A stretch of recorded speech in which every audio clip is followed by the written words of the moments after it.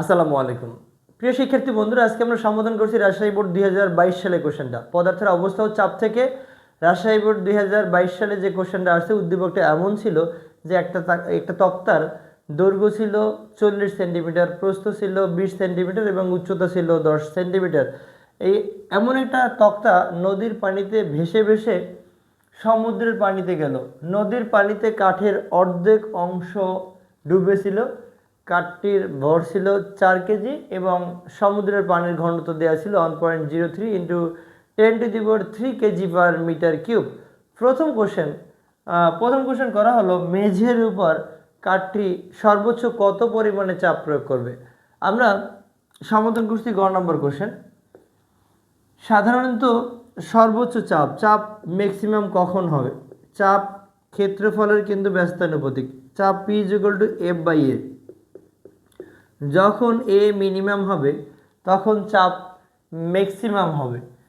তো আমরা এখান থেকে জাস্ট দৈর্ঘ্য এবং প্রস্থ নিয়ে যে ক্ষেত্রফলটা পাবো সেটা কি বড় পাবো, না প্রস্থ উচ্চতা নিয়ে ক্ষেত্রফল সেটা বড় পাবো, না দৈর্ঘ্য এবং উচ্চতা নিয়ে যে ক্ষেত্রফল পাবো সেটা বড় পাবো?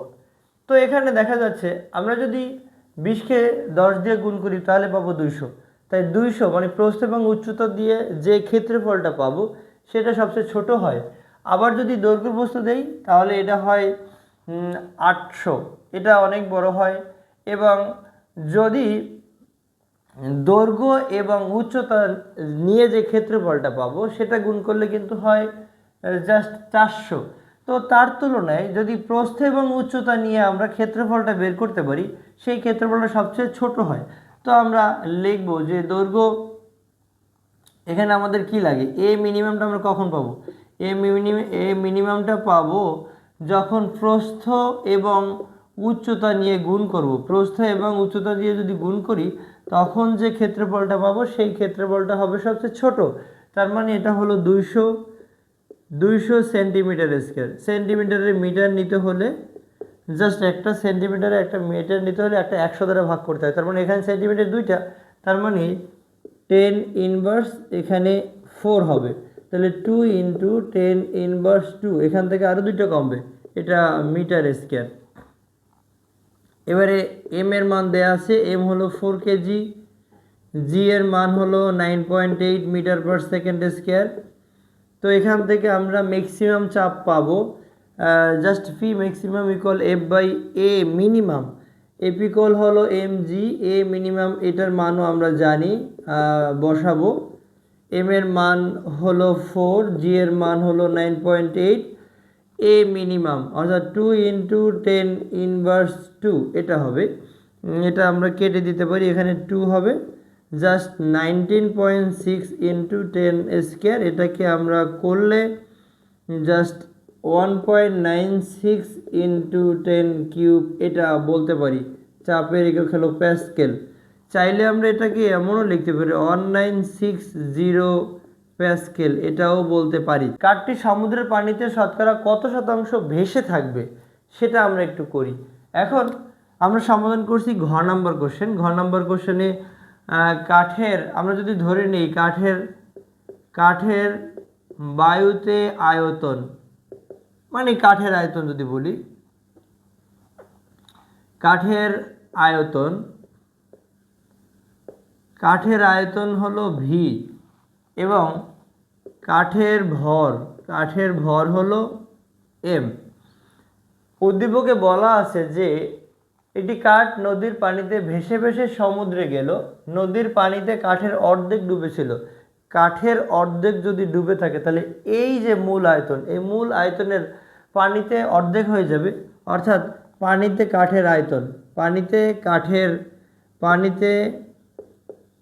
অর্ধেক ডুবে যদি থাকে, পানিতে কাঠের আয়তন ইকুয়াল হয়ে যাবে তাহলে v/2। এত আমরা জানি ঘনত্ব রো ইকুয়াল টু ভর বাই আয়তন, তাহলে m ইকুয়াল হবে ρv। একইভাবে যদি আমরা পানিতে চিন্তা করি, যেমন রো ইকুয়াল হবে ভর বাই আয়তন v/2, তাই এটাকে আমরা টুয়াইস m/v বলতে পারি। তাহলে এখান থেকে জাস্ট m ইকুয়াল যেটা হবে রো মানে জাস্ট পানিতে rho W is equal to ভর বাই ভি বাই টু। এখন জাস্ট এটাকে rho W V by two হয়, এটা আমরা লিখতে পারি। কাঠের ভর ডুবন্ত অংশের পানির ভরের সমান। কাঠের ভর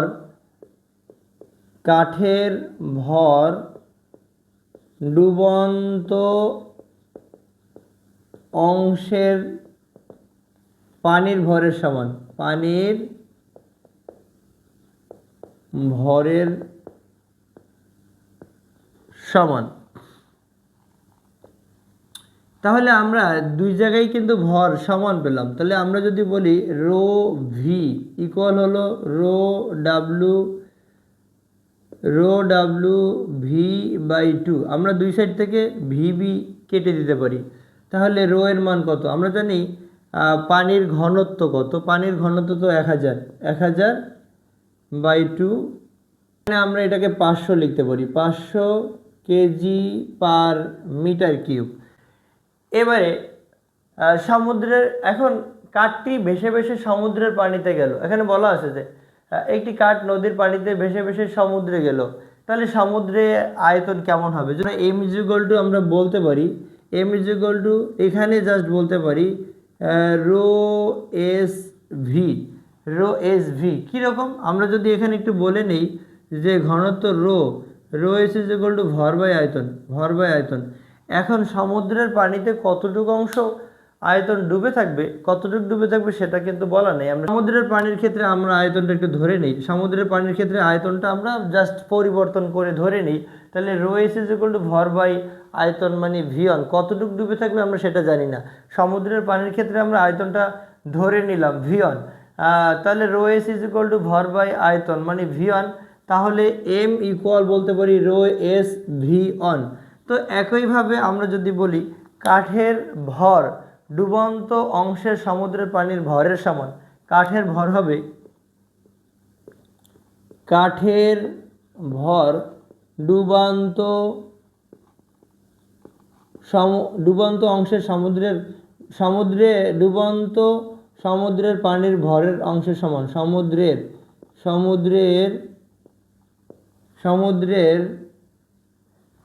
কাঠের ভর ডুবন্ত সমুদ্রের অংশের পানির ভরের সমান। সমুদ্রের পানির ভরের সমান আমরা এই কথাটা বলতে পারি। তাহলে আমরা জাস্ট এইটা এবং এটা কম্পেয়ার করতে পারি। আমরা লিখতে পারি যে রো ভি ইকুয়াল হলো রো এস ভি অন। তো আমরা যদি ভি যুক্ত রাশিকে এক জায়গায় নেই, তাহলে এটা rho by rho S equal হবে ভি অন বাই ভি। তো এইখান থেকে আমরা যদি ভি অন বাই ভি এর অংশটা বের করতে চাই, তাহলে এখানে জাস্ট রো এর মানটা কিন্তু আমরা পেলাম। এখানে কত 500, আর এখানে রো এস এর মান ছিল 1.03 ইন্টু 10⁻³ তাহলে এখান থেকে আমরা কতটুকু পাই দেখি একটু। এবং এটাকে আমরা যদি শতাংশে হিসাব করি, শতকরা, তার মানে 100 দ্বারা গুণ করব। 100 দ্বারা গুণ করলে দেখা যাক এখানে কি হয়। 500 গুণ হলো 100, যাকে ভাগ করব 1.03 ইন্টু 10⁻³ দ্বারা আমরা গুণ করব। এবং এখানে জাস্ট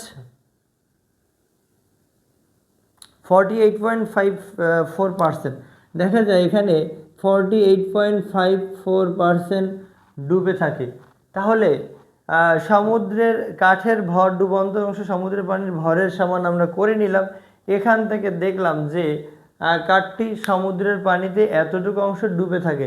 তাহলে ভেসে থাকে কতটুকু অংশ?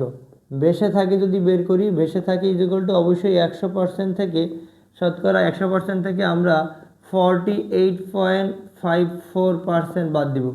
তাহলে কত আসে আমরা একটু দেখি। তাহলে কতটুকু অংশ ভেসে থাকে এটা আমরা একটু দেখি। তাহলে এটা হবে 100 মাইনাস হলো 48.54%, তো এটা 51.46%। 51.46% সমুদ্রের পানিতে ভেসে থাকে।